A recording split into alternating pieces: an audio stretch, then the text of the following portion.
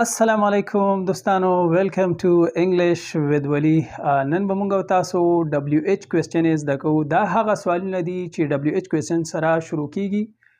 کوم دي راځي چې شروع کړو. نمبر 1 کې what معنا س.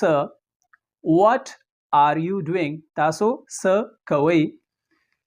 نمبر 2 who معنا څوک. Who as your best friend ستاسو نږدې ملګری څوک دی. نمبر 3 where معنا چیرته. where are you going to school تاسو ښوونځي ته چیرته ځئ. نمبر 4 why معنا ولې.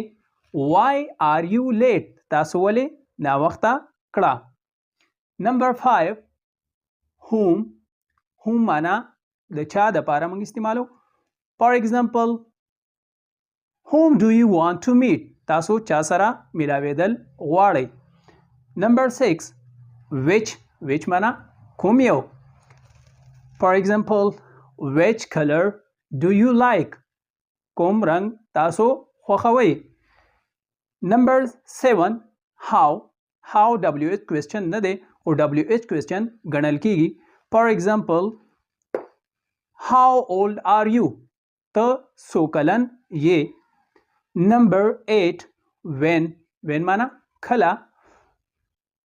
څنګه موږ جمله کې استعمالو.